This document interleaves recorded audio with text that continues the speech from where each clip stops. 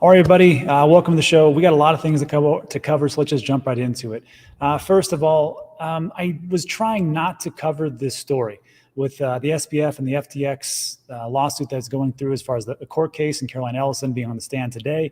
But there were some very relevant things that she said that I think everybody needs to know about what happened in the market back then and what could potentially happen in the future. So we're going to get into that story in a bit, I promise you. But just to kind of put things in context, I know that there's a lot of different unrest, a lot of things happening in the Middle East. And of course, we've talked about this the last 3 days, and we can only deal with the things that we can control, not the events and circumstances that we cannot control. And I know people are down and they listen to these stories, and it's just horrible and it's awful. But just remember that not everything is as awful as people make it out to be. There is some things that are going on that look pretty positive. This is just from the Twitter Spaces from Mario. He says Qatar is trying to negotiate a prisoner swap between Hamas and Israel. So again, I don't know what's happening. I'm not a geopolitical expert. I will not weigh in on this. I'm just telling you that there are some positive things going on in a world that seems to be rapidly de-evolving. Also, there was a story that came out that some people said will potentially be extremely negative for crypto and digital assets. I see this totally different. And this was a story from DL News. Israeli police seize Hamas's crypto wallets on Binance. And of course, people will gravitate towards this story and they'll say, see, crypto and digital assets, they're awful, they're horrible, and it's being used for illicit activities and terrorism and of course, all the drug trade. And this is what's happening, why I think it's actually showing us the positive of crypto. Hamas sought to solicit crypto donations after its surprise attack on Israel. Israeli authorities seized the undisclosed amounts off of Binance. U.S. regulators in March alleged Binance illegally facilitated Hamas's transactions. This is exactly what blockchain was meant to do. It was supposed to be an open and transparent and immutable ledger. And I think this is the exact same thing that we were hoping for. There was a report, and it was put out by Michael Morrell. He is the former FBI director, CIA director, and he said very clearly, the blockchain ledger on which Bitcoin and blockchain transactions are recorded is an underutilized forensic tool, that can be used more widely by law enforcement and the intelligence community to identify and disrupt illicit activities. Put simply, blockchain is a highly effective crime-fighting and intelligence gathering tool. Because of what this is, you will hear the negative parts about this, but just remind people that the reason why this was taken down so fast and it wasn't by cash transactions is because it was an open and immutable public ledger. So let's just get that straight. Also, just want to talk about real quick on the macro side, it looks like PPI numbers came in hot, which everybody's talking about. So of course, if we have that, that means that inflation will be sticky. September PPI month over month looks like it was estimated to be 0.3, previous was 0.7, it came in at 0.5. September PPI year over year, actual was 2.2, estimated 1.6, 1.67. So we know that this is going to be a problem. And how does the market respond? Doesn't care. Seems like it's like, we don't really care what's happening. Here's the 1 day, here's the 5 day, here's the 1 month. Okay, not too bad. 6 month, and then off we go. But again, I think like it seems though that we know inflation is going to be sticky. The market seems to not slow down, except if it's our market. And of course, in crypto world, Bitcoin, and of course, alts really getting pummeled. We're down 1.7% and Bitcoin's down 2.2. So that's what's happening in the macro effects. And I know people are scared because they're thinking, well, now that this is happening, now they're going to raise rates. And of course, we've had various Fed Reserve former chairs come out and say, no, that's not what's going to happen. Also, the Atlanta Fed Reserve, Bostic, he states that we don't need to raise rates. This was actually yesterday. Now, this was before the report that came out, but if that's true in the November meeting, looks like we'll stay the same. We'll skip it, but it will still be higher for longer. So that's a little rundown of what's happening. Let's get to the big story, which everybody seems to love, FTX. And again, I wasn't trying to cover this because everybody's doing it and everybody's talking about it. It's being covered by everybody, but this part really makes me sit up and go, holy smokes, this was way worse than what I thought it was. So Caroline Ellison, Alameda took FTX customer money for whatever we needed. And we're going to talk about this, and we're going to talk about why this corresponds to the last bull run and just how bad SBF and his cronies screwed over everybody. So Ellison, Caroline, is the former CEO, the one in the thumbnail I put in there. She's a former CEO of Alameda Research and Bankman-Fried's on-again, off-again girlfriend, pleaded guilty to counts of fraud and conspiracy before this jury trial, which is going on right now. Alameda issued personal loans to Sam Bankman-Fried, FTX co-founder Gary Wang, and former director Nishad Singh, totaling $5 billion by mid-2022. They got $5 billion, took all your money. That's what it comes down to. Bankman-Fried wanted to make an additional $3 billion venture investment from Alameda into various companies and asked her to run Ellison to run an analysis of potential risks. Ellison's analysis showed that there was a 100% chance that Alameda would be unable to fulfill its liabilities. Let me say that again. She showed them that there's not a 95% or 50-50, 100% chance they wouldn't be able to cover the liabilities if the loan terms were made the same and the market conditions worsened. And what did Sam Bankman said? Let's get it going. And they moved forward with a $3 billion investment. And that's, just be careful who you think are like the gurus going forward. This is why I want to talk about this, because when Sam Bankman came out, he was on the cover of Fortune, 30 under 30, and everybody loved this guy. And then, of course, he went and did a bunch of different interviews, and he said, you know what? I'm altruistic. I'm going to give everything to charity. I'm just here just to cover some funds and give all the money back. And that, of course, was a huge lie. Now we see that people in the bull market, in any market, seems like, mostly the bull, is like when you get in this bull market, it can only go up. And that's what people will be like in the next bull run. In the bear market, it'll only go lower. So in the next bull run, I'm trying to stick this in your head right now, but I think you guys are all pros by this time, is that when the next bull run comes, it's important to take profits and leave this alone, because there's going to be so many people swimming naked, and we won't figure that out until the next bear market when the tide comes in. So to keep going with this wasn't even the worst revelation. Ellison admitted to defrauding both FTX customers and the lenders, as well as deceiving lenders to Alameda. And then she says, he directed me to commit these crimes. I did those crimes. And Ellison said on the stand, referring to Bankman-Fried, which doesn't matter. If someone tells you to jump off a bridge, you do not jump off the bridge. If someone tells you to go rob a bank, you don't go rob the bank. You are going to be guilty, and I see some heavy charges. So that's just that first part. And this is from Tiffany Fong. If you don't know Tiffany, friend of the show, you can follow her on Twitter, and she's also got a good YouTube channel, and she just put out some pretty big information. But this was another bombshell. Caroline Ellison just testified that Thai prostitutes were involved in an attempt to regain access to $1 billion of Alameda funds frozen by the Chinese government. You can't make that up. And that's under oath. So this is something that she told the jurors, everybody in the courtroom. And this, of course, is, unless she's guilty of perjury, saying that, yes, this is what we did to try to get the funds back from China, and we used Thai prostitutes. On top of that, this is from Watch Your Guru. Just in, ex-girlfriend Caroline Ellison and Sam Bankman-Fried conspired to keep Bitcoin price under 20K by selling customers Bitcoin. And this is what always stuck with me, because the last bull run, and we all know it just seemed off. There was just a lot of things that just didn't really add up. We should have gone a little bit higher. We should have gone a lot higher, I think, on some of these things. And it just didn't. At some point, it just stopped. And I think this information is going to come out with this trial, that there was heavy manipulation going on. And I hate to say it, but when Gary Gensler is looking at these spot Bitcoin ETFs, he's going to say to themselves, okay, for all these different decentralized exchanges, can they manipulate? And before anybody lambasts me and say, but Rob, there's huge amounts of fraud in equities and precious metals and everything else. Well, yeah, that's right. But the thing is, the SEC has their dirty hands covered around it. They don't have it around here for crypto. So as they're coming into this Bitcoin ETF in the spot, these types of cases are going to really ring true. And I think it's going to be a bigger problem, especially with the SEC taking a look and saying, hey, give us more information about this spot ETF so they can, I think, and eventually turn it down. I'm not saying that it'll always be disapproved, but I do think it's not looking too good. But I could be wrong. I've been wrong many times. Which leads me to the last point. So we just took a look at those bombshells and that nonsense. But here's the big thing. It doesn't matter the events. It's just how our actions in response to these said events. What are you going to do?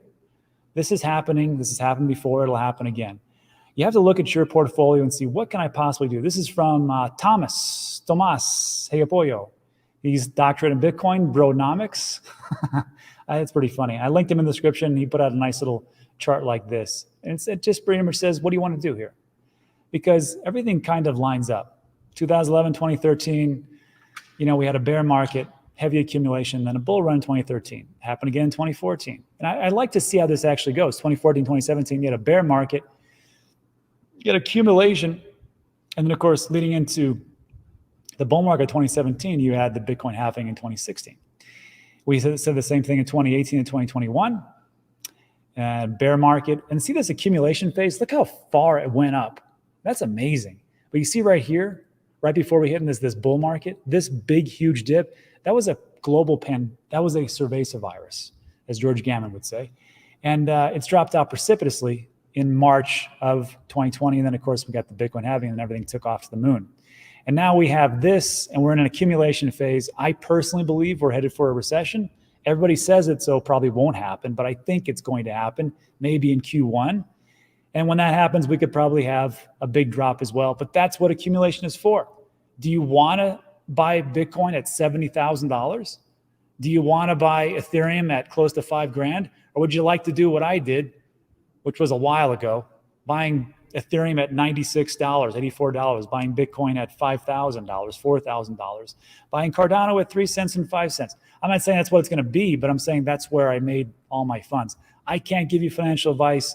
I'm just some guy talking to a computer in front of a really nice green screen. So take it as you were. I'm not your dad. Do what you want.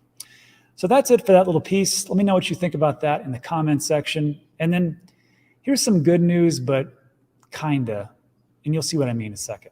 JP Morgan, Jamie Dimon, friend of the show. Just kidding. The blockchain-based collateral settlement application goes live. This is on their blockchain called Onyx. I'll tell you what this is, but don't get too excited. So JP Morgan's TCN, or Tokenized Collateral Network, went live by completing its first transaction involving the clients BlackRock and Barclays. BlackRock used the Tokenized Collateral Network to convert shares in one of its money market treasury funds into digital tokens, then transferred to Barclays as a collateral for an over-the-counter derivatives trade between the two institutions. And they're using this thing called Onyx Digital Assets at JP Morgan. Before you get excited, like, hey, they're using blockchain. They are, but Onyx is a private blockchain that is based on Ethereum that has nothing to do with an open, usable ledger. It's a private, and it's only for JP Morgan. I think what they're trying to do is they're trying to say, we can do this. But of course, who wants to trust JP Morgan all the way? I think this will be good for certain transactions, but not all transactions. So it's good to prove that blockchain works. It's a bummer that it's on the private network. TCN is initially focused on money market funds. It will look to add support for other collateral like stocks and fixed income. And this is the whole crux of it. Why you do this?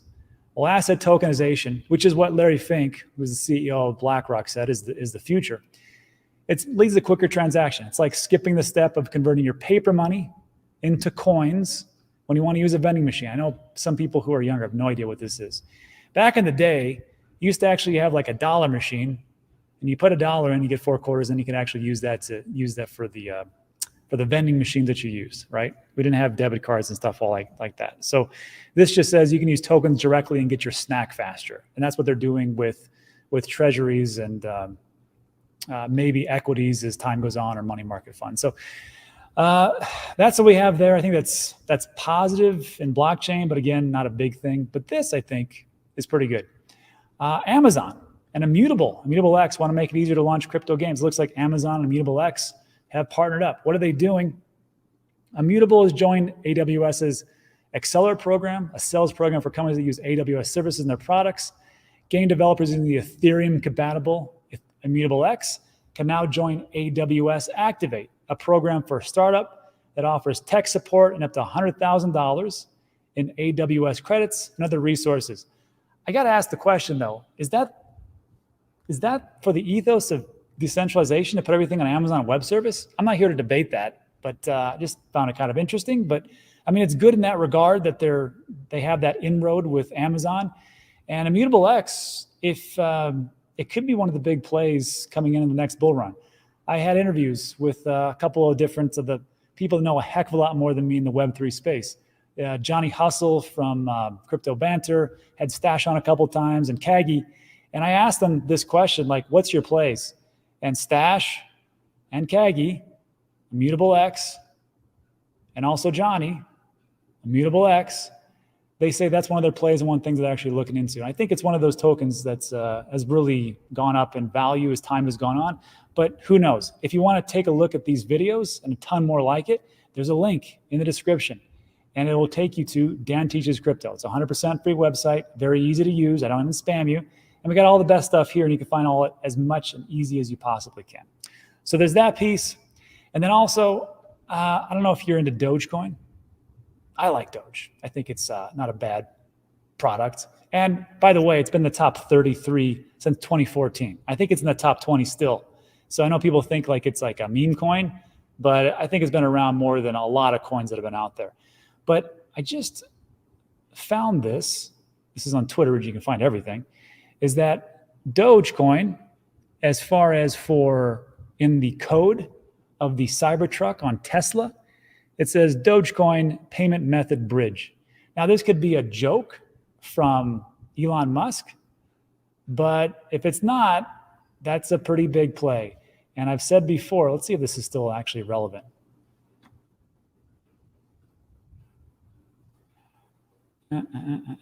Yeah.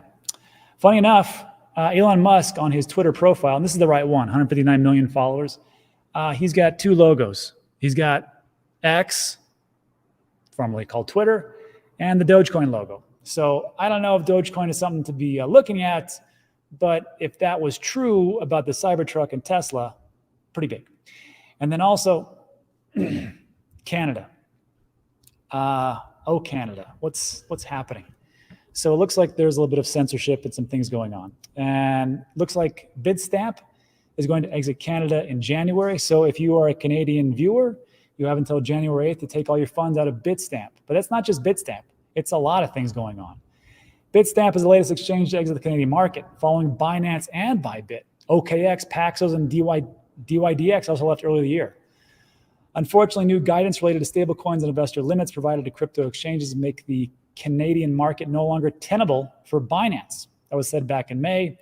The exits earlier this year came as the Canadian Securities Administrators, gave crypto asset exchanges a deadline of late March to register with them and meet pre-registration requirements. I'm not going to go off on a tangent and say this is like the worst thing of all time. I don't know what the registration requirements are. I don't know how bad it actually is, but it looks like it's bad enough for these exchanges to leave. Now, did they leave because they don't want to deal with the paperwork, or maybe they were doing something behind the scenes? Remains to be seen. I have no idea. I'm not a lawyer, especially not in securities, but it is just telling just how many exchanges have left Canada so far. So I don't know how many exchanges are left in Canada. If you could put that in the comments section, that would be fantastic. But it's not just censorship, if you want to call it that, for exchanges. It also looks like there's some other things going on as far as like broadcasting and social media. This was from the government of Canada. The CRTC, or the Canadian Radio, Television, and Telecommunications Commission, just took a step forward to modernize Canada's broadcasting framework. This was on September 29th, 2023. So here's what's happening. Today, the CRTC is advancing its regulatory plan to modernize Canada's broadcasting framework and ensure online streaming services make meaningful contributions to Canadian and Indigenous content. I guess it looks like another tax. CRTC is setting out which online streaming services need to provide information about their activities in Canada. Online streaming services that operate in Canada offer broadcasting content and earn $10 million, so you got to be up in that range, or more in annual revenues, will need to complete a registration form by November. CRTC is setting conditions for online streaming services. Streaming services provide the CRTC with information related to their content and subscribership. That's you. So if you're listening to people, especially with podcasts, and subscribing to them, and they have over $10 million in revenue, that goes to the Canadian government. I'm not saying that's like the worst thing of all time. I'm sure you got a driver's license. I'm sure you probably got to register for all that fantastic healthcare that you guys get. Some people say it's awesome. Some people say it sucks. I don't live in Canada. I have no idea. So I'm just saying that, there's just one more thing the government's going to leverage against you. The decision also requires those services to make content available in a way that is not tied to a specific mobile or internet service.